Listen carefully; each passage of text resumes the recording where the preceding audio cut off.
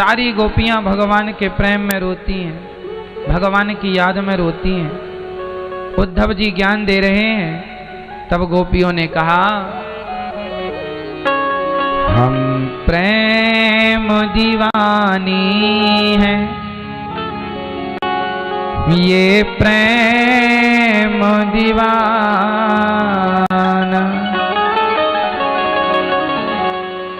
ऐ उद्धव हमें ज्ञान की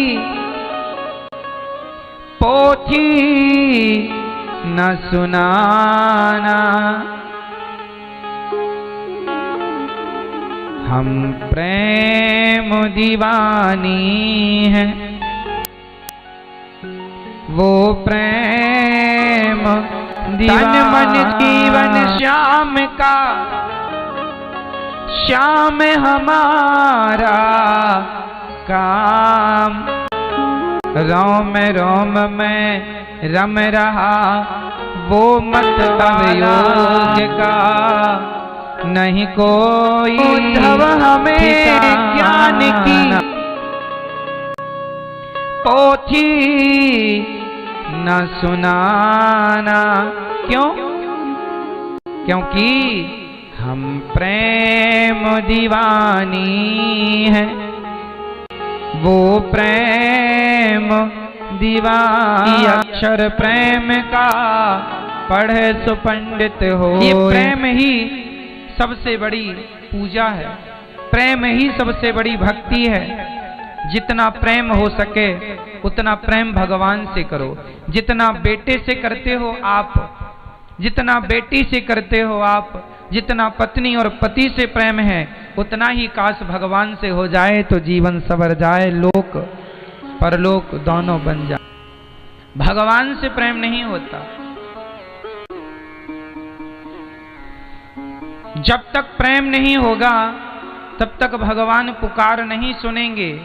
इसलिए भगवान से बहुत प्रेम करो। जहां जिससे हम ज्यादा प्रेम करते हैं ना, उसके बिना हम रहते नहीं हैं। जब आप कथाओं के बिना ना रहें, जब आपको कथा जैसे भूख लगती है ना तो भोजन करते हैं, ऐसे प्यास लगती है तो पानी पीते हैं।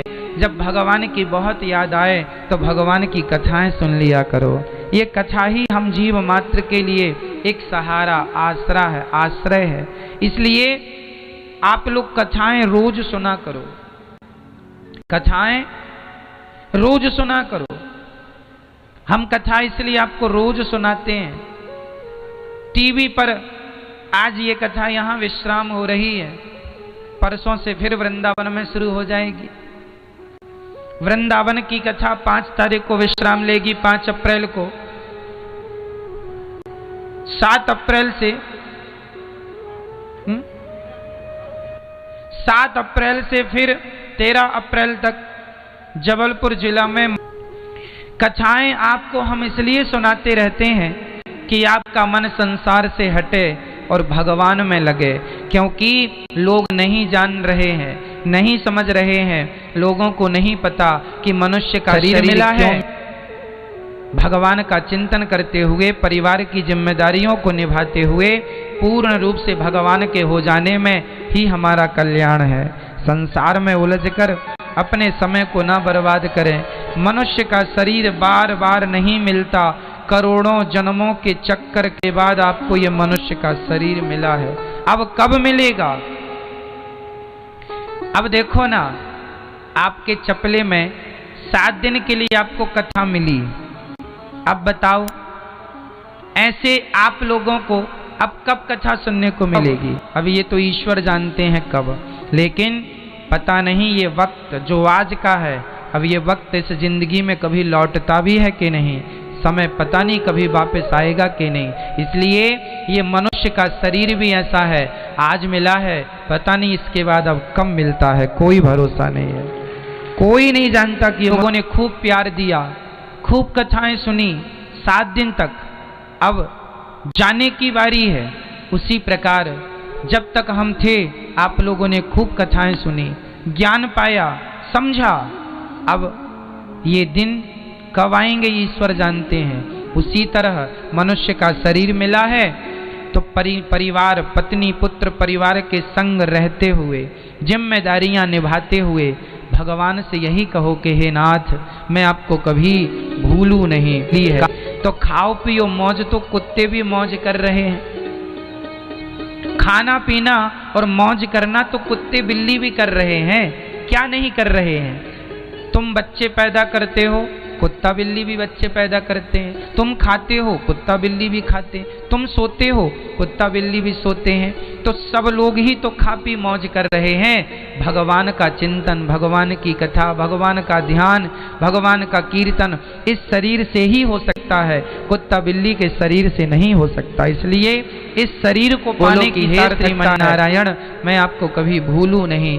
हे श्री कृष्ण, मैं आपको कभी भूलूं नहीं। हे श्री राम, हे जगन्नाथ जी, मैं आपको कभी भूलूं नहीं। ये सब एक ही है। राम कहो, कृष्ण कहो, जगन्नाथ जी कहो, बिहारी जी कहो, श्रीमन्नारायण कहो, ये सब एक ही है, ये दो नहीं है। कोई कहे कि मैं राम राम जपूं कि कृष्ण कृष्ण जपूं, भाई दोनों एक ही है, तू कुछ भी जप ले।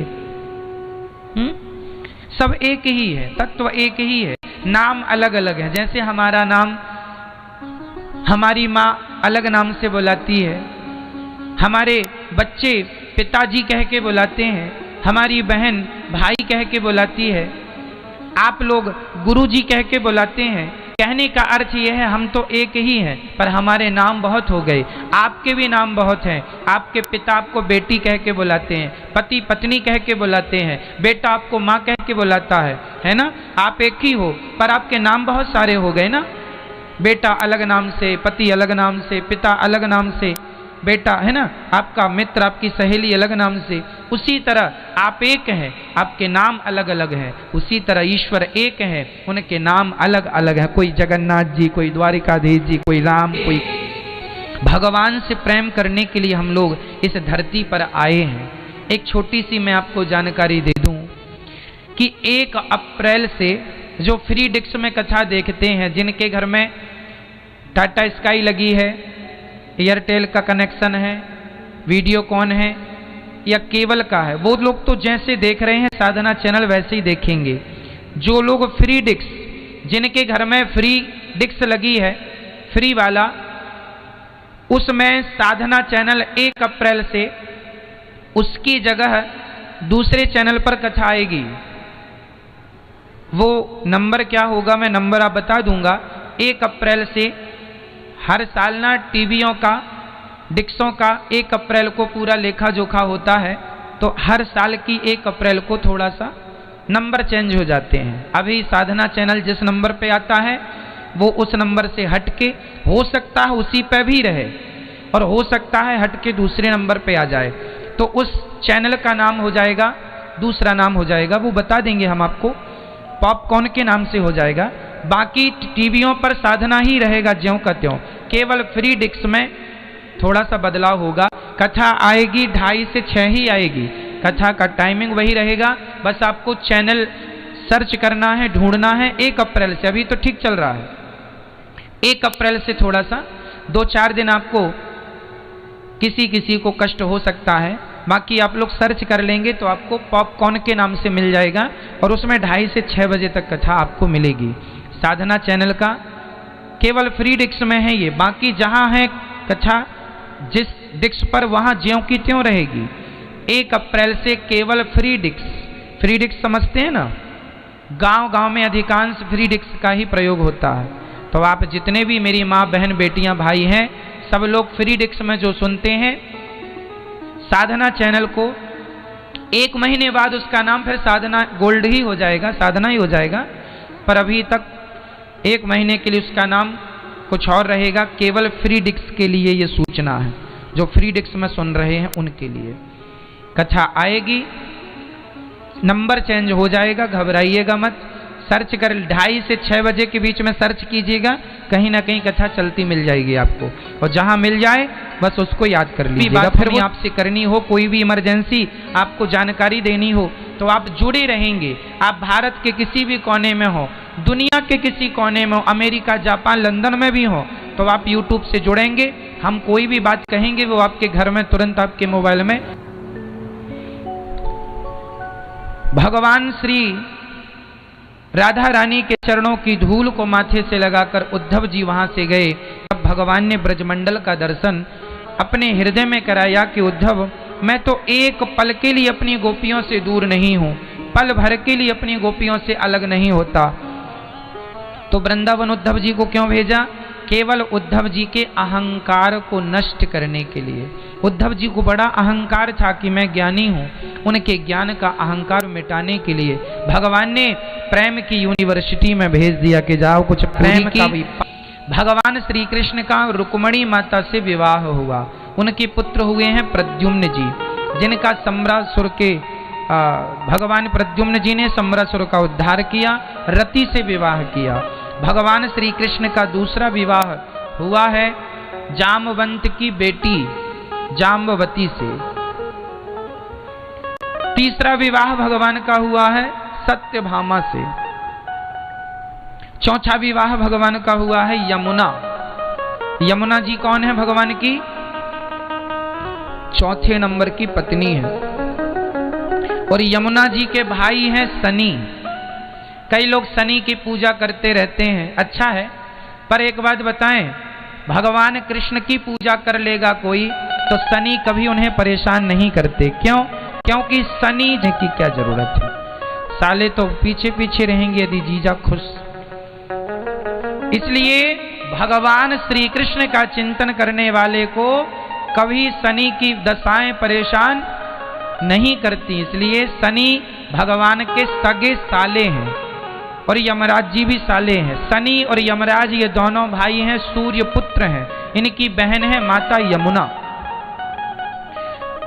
तो भगवान श्री कृष्ण का पांचवा विवाह हुआ है उज्जैन में मित्रविंदा से। छठा विवाह भगवान का सत्या से, सातवां भद्रा से, आठवां भगवान का लक्ष्मणा से। भौमासुर नाम का एक दैत्य था, उसने बहुत सारी कन्याओं को बंदी बनाया, 16,100 कन्याओं को। सारी कन्याओं ने भगवान से प्रार्थना की, प्रभु हमें इस दुष्ट से मुक्त कीजिए। तब भगवान ने भौमासुर को वध किया, युद्ध में पराजित किया, उन कन्याओं को जेल से मुक्त किया। देवियों ये किराया भाड़ा लो, अपने अपने घर जाओ। उन कन्याओं ने कहा, गोविंद अब हमें आपके सिवा कोई नहीं अपनाएगा, आप अपना लीजिए। तब भगवान ने कहा, हमारे तो 8 विवाह हो चुके हैं, कोई बात नहीं प्रभु, इतने और सही। भगवान बोले 2-4 होती तो कर भी लेते। पूरे 16,100 कन्याएं थी। अब बोली कन्याएं कि अब हम घर जाएंगी तो हमारे पिता हमें रखेंगे नहीं, कहेंगे पर पुरुष के पास से रह के आई हो, अब हमारी शादी विवाह भी नहीं हो सकती क्योंकि लोग नहीं करेंगे। अब तो हमारे पास 2 ही रास्ते हैं, या तो आप स्वीकार कर लो नहीं तो हम मर जाएंगी। भगवान ने कहा, नाना मरो मत, दरबार में बंसी वाले के दुख दर्द मिटाए जाते हैं, दुनिया के सताए लोग यहाँ सीने से लगाए जाते। 16,108 भगवान की प्रत्येक रानी से 10 बेटा हुए हैं और 1 बेटी हुई।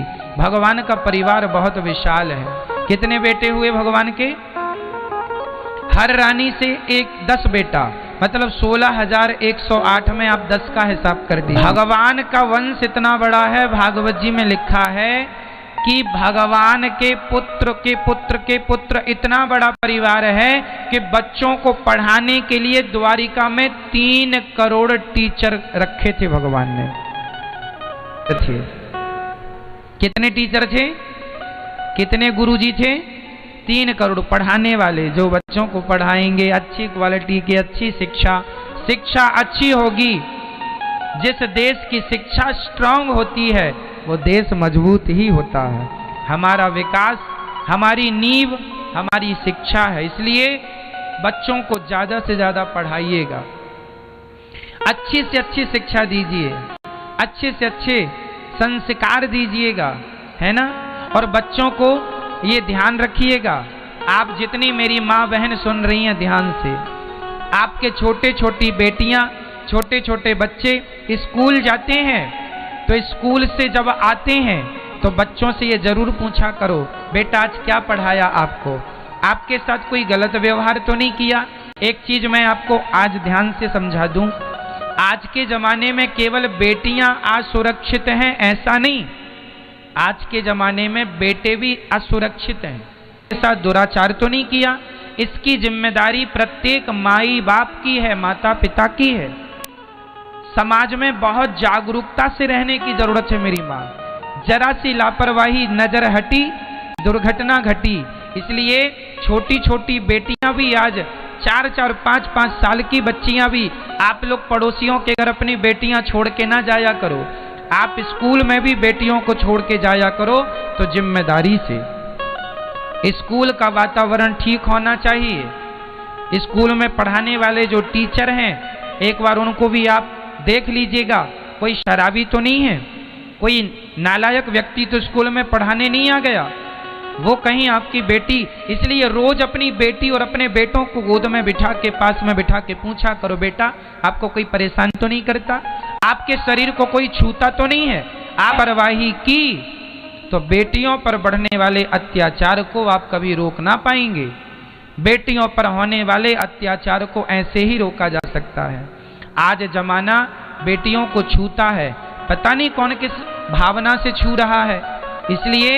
इसलिए हम प्रार्थना करते हैं कि आप अपनी बेटियों के लिए, और केवल बेटियों के लिए नहीं, बेटों के लिए भी सावधान रहिएगा। स्कूलों में, बहुत सारे स्कूलों में बहुत कुछ गलत भी होता है।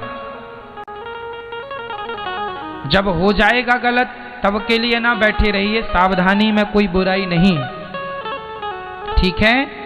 तो आप अपनी बेटियों से रोज ऐसे पूछा करो, बच्चे बता। और जितने मेरे छोटे बच्चे सुन रहे हैं, आपके साथ कोई भी किसी भी प्रकार की कोई हरकत करे, तुरंत अपने माता पिता को बताया करो।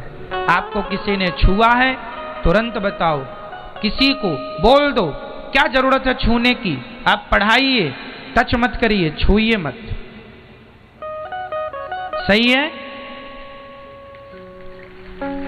जागरूकता हर क्षेत्र की जरूरत है। बेटियां, मैं आपसे प्रार्थना करता हूं, आप यदि समझदार हो तो अपनी रक्षा खुद करो, नहीं तो फिर आप अपने माँ बाप के आसपास ही रहो, क्योंकि जमाना बहुत अच्छा नहीं है। नियत का कोई भरोसा नहीं, किसकी नियत कब बिगड़ जाए। सावधानी ही सबसे बड़ा उपाय है। सो हमने आपसे कह दिया। तो बच्चों को अच्छी से अच्छी शिक्षा मिले और अच्छे से अच्छे संस्कार मिले, ये किसकी जिम्मेदारी है? प्रत्येक माता और पिता की। अच्छे संस्कार दो, अच्छी बातें करो, अच्छे से बोला करो। अच्छी पत्नी रुक्मणी, माता रुक्मणी से बात की। पति पत्नी में ना हास परिहास, हंसी मजाक होना जरूरी है। पति पत्नी में हंसी मजाक होना जरूरी है। और एक चीज आज मैं बहुत माइनर बात बोलने जा रहा हूं, पता नहीं मुझे बोलना चाहिए कि नहीं, पर बोल देता हूं, समझ लीजिएगा। पूरी बात मैं खुल के नहीं बोल सकता, इशारा कर रहा हूं, बहुत काम की बात है। आजकल के माँ बाप ये लापरवाही करते हैं। सुनो वो लापरवाही क्या है। पति पत्नी दोनों रहा करो, प्यार किया करो, पर ऐसे किया करो प्यार कि बच्चे उससे दूर रहें। यदि तुम्हें बच्चे देख लेंगे आपस में बात करते हुए, तो बच्चों के अंदर बहुत गलत प्रभाव चला जाएगा। इसलिए प्रत्येक माता को, प्रत्येक पिता को अपने बच्चों के सामने आपको भी सावधान रहना है। आप साथ में बैठें, बातचीत करें, खाएं पिएं, कोई बुराई नहीं है। प्यार करें बच्चों से, अच्छी बातें हैं, परंतु कुछ ऐसा ना हो आप पति पत्नी के बीच में कि जिसे बच्चे देखें तो उन पर गलत प्रभाव पड़े। ये आप माँ बाप की, अर्थात पति पत्नी की जिम्मेदारी है। इस मेरी माता मेरे पिता को तो मैंने ऐसे देखा है। इसलिए कुल मिला के कहना यह है, मर्यादा। हर स्त्री को, हर पुरुष को मर्यादा में रहना। आप पति पत्नी हैं फिर भी मर्यादा में रहिए, क्योंकि आपके बच्चे बड़े हो गए हैं, समझदार हो गए हैं, सब देखते हैं, सब समझते हैं। इसलिए मर्यादा में रहेंगे, बहुत अच्छा रहेगा। छोटी छोटी बातें ध्यान रखने की होती हैं, जो कि लोग नहीं रख पाते, और उसका एक गलत मैसेज चला जाता है, गलत बच्चों पर कुप्रभाव पड़ जाता है उन बातों का।